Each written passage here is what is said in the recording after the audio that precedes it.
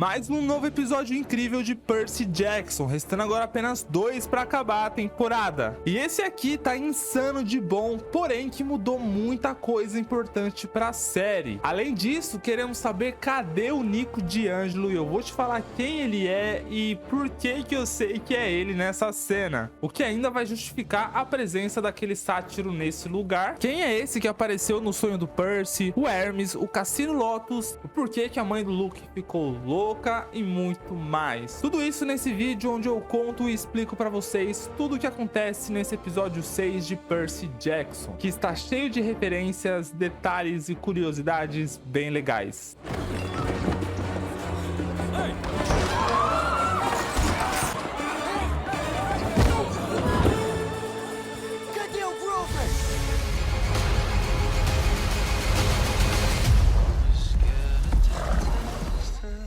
O sexto episódio vai adaptar o capítulo 16 e 17 do livro O Ladrão de Raios. E estamos finalmente encaminhando para o final, restando apenas 2 episódios que prometem várias revelações, um confronto muito bom, sério, vocês vão ver. Eu acho que o melhor vai vir para esses 2 episódios. Mas antes da gente chegar lá, vamos falar sobre tudo o que aconteceu nesse episódio 6. Começando com o sonho do Percy, onde ele vê o seu antigo diretor da escola falando com alguém que aparenta ser o tal ladrão de raios. Claro que eles devem ter usado essa imagem do diretor, mas não é exatamente ele que está por trás disso, e sim uma outra entidade, uma força mais poderosa que até os deuses, e que ainda devemos ouvir falar nessa temporada. Em seguida, vamos ver o Percy e a Annabeth tentando fazer uma chamada para falar com Quirrell através de um arco-íris. E essas são as famosas mensagens de íris, que os semideuses usam geralmente porque eles não podem ter um celular, eles não podem ter um outro meio de contato, pois isso pode atrair monstros. E essa mensagem é realizada através de um arco-íris e um dracma, no qual você pede para entrar em contato com uma pessoa, e essa deusa do arco-íris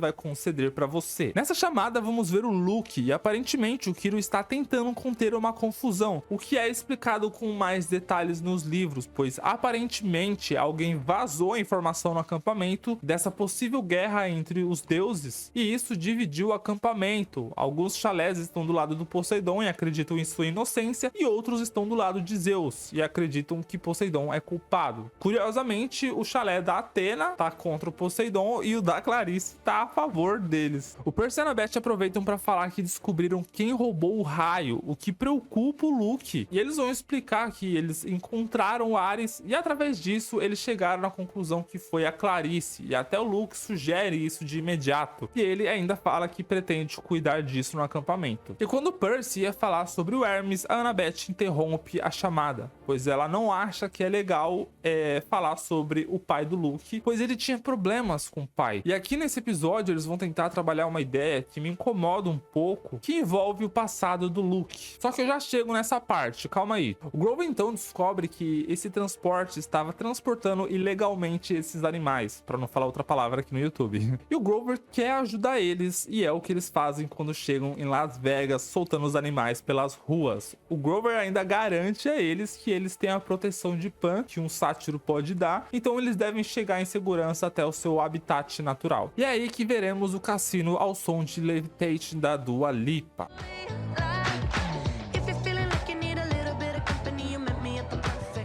O lugar é basicamente um cassino comum, só que enorme e cheio de gente e vários outros tipos de atrações para atrair pessoas, seres e até crianças. O plano deles era encontrar o Hermes ali, pois como prometido pelo Ares, o Hermes poderia ajudar eles com uma carona até o mundo inferior. E aqui que eles colocaram uma coisa que eu achei muito boa, que resolve até um leve furo do livro, que é o Grover perceber de cara onde que eles estavam, já que a flor de lótus a que inspira esse cassino é a mesma flor de um dos contos da Odisseia. Essa aqui conta as aventuras do Odisseu, e uma de suas histórias conta que ele chegou até uma praia com seus homens, e eles experimentaram essa flor e não queriam mais sair dali, se tornando reféns, sabe, desse efeito. Isso pra mim é incrível, pois eles são semideuses e eles devem saber desse tipo de coisa, pois não é um conto muito desconhecido. E até o Percy comenta que já até leu numa história em quadrinhos dessa Odisseia. O que seria bem estranho também até para Annabeth, que é a filha da deusa da sabedoria, e ela não saber sobre isso. Eles vão desconfiar então que a magia dessa flor deve estar nos alimentos daquele lugar, e ela sugere que eles não comam nada.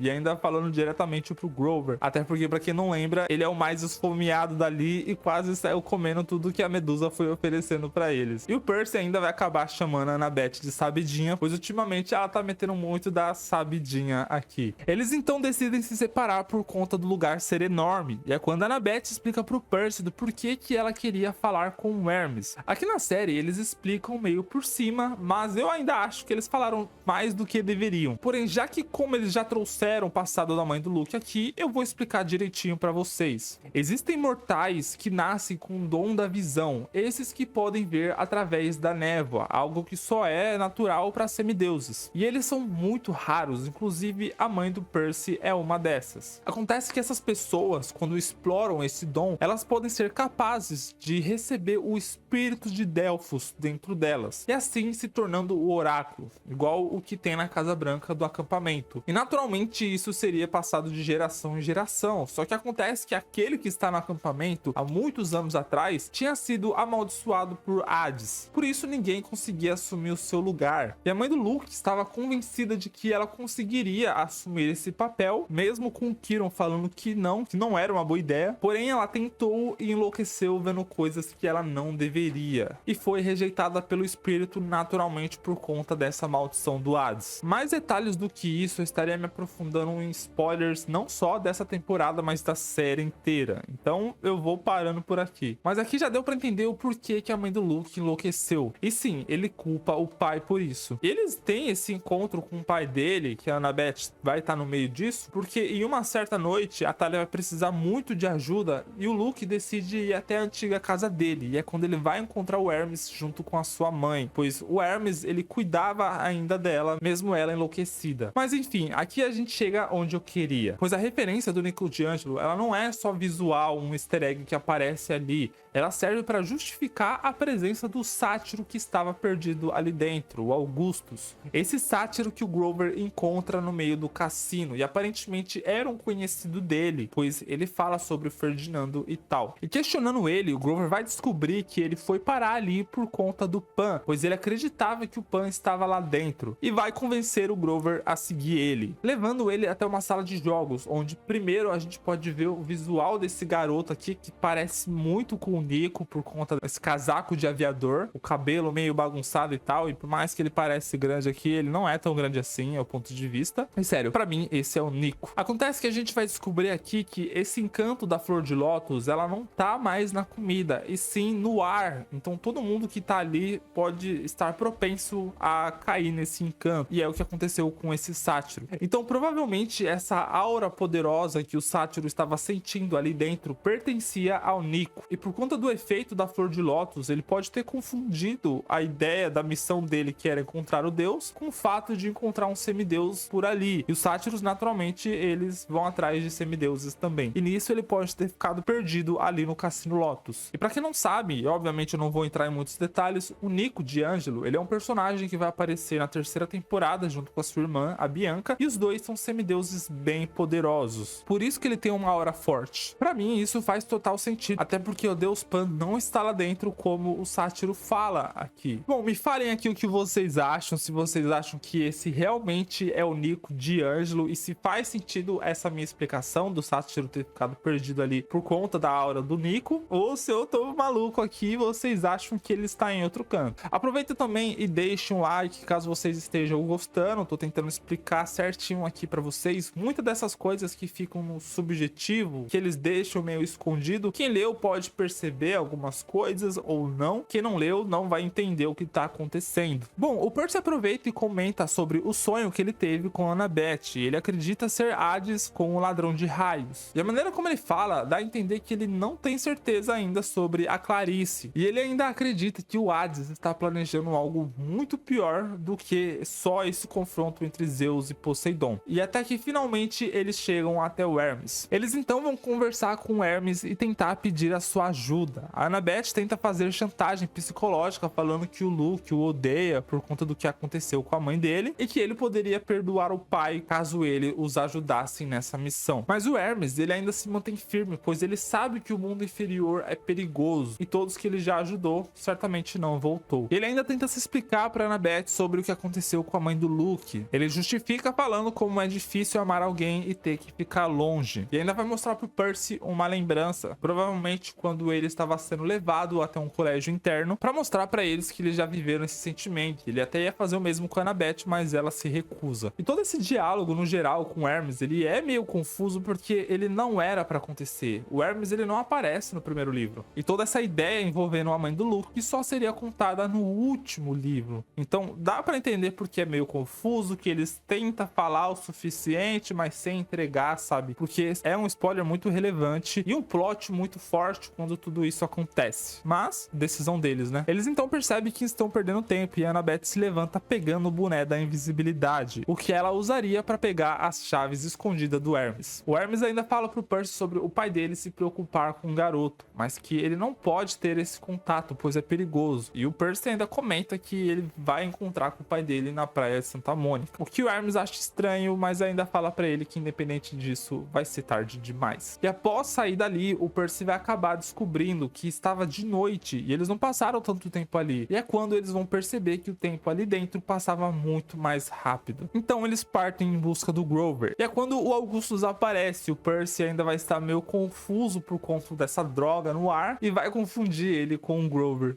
Quem é Grover?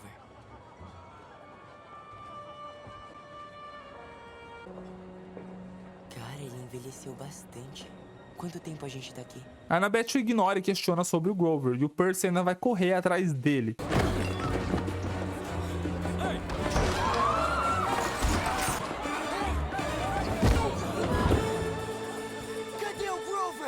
E depois dessa confusão, eles vão descobrir que o Grover estava jogando alguma coisa de realidade virtual e que não vai se lembrar de nada, não vai saber quem é eles nem nada, mas que os dois vão conseguir convencer o Grover a seguir eles. Eles então chegam ao estacionamento e encontram o carro do Hermes com um bilhete deixado pelo Deus. O que é engraçado porque que jamais o Deus dos ladrões seria roubado tão facilmente assim pela Annabeth. Então ele deixou praticamente eles pegar a chave. E no bilhete ele diz que esse carro é mágico, então era só eles pedir pro carro que eles os levaria aonde eles quisessem. Só que para isso o Percy precisaria tirar ele do estacionamento. E é quando ele tenta fazer isso, quebrando quase todo o carro. Mas enfim, depois disso eles conseguem e o Percy pede para levar eles até a praia de Santa Mônica. Chegando lá, dá para perceber como o clima está pesado, está fechado, está começando a chover. Então alguma coisa complicada está acontecendo aí. E o Percy, ele vai até o fundo do mar na esperança de encontrar o seu pai, só que ele vai encontrar a Nereida no lugar dele. E ela vai revelar para ele que o pai dele até o esperou, só que era tarde demais, ele precisava se retirar para se preparar para essa guerra, pois o prazo do solstício tinha se encerrado, o que é diferente do livro, pois no livro eles cumprem isso a tempo, só que aqui não, eles decidiram fazer com que eles perdessem o prazo do solstício. E ela ainda fala para eles que não tinha mais tempo para eles seguir com a missão e sugere que eles voltem pro acampamento. Só que o Percy, ele sabe que não é assim tão simples, que o Hades está planejando algo muito além. Ele precisava descobrir e ainda tentar recuperar o raio. E é claro, ele também deve querer recuperar sua mãe. Então a Nereida entrega para ele 4 pérolas mágicas, essas que os ajudariam a sair do mundo inferior. Diferente do livro também, que ela só entrega para ele 3 pérolas. Isso provavelmente deve ser para trazer uma leve esperança pro Percy de que vai dar tudo certo, mas eu acredito que alguma merda vai acontecer ali e ele não vai conseguir resgatar a sua mãe. Porém é legal que ele não menciona a mãe dele, mas a Nereida sabia, ou melhor, o Poseidon sabia. E depois salve a sua mãe.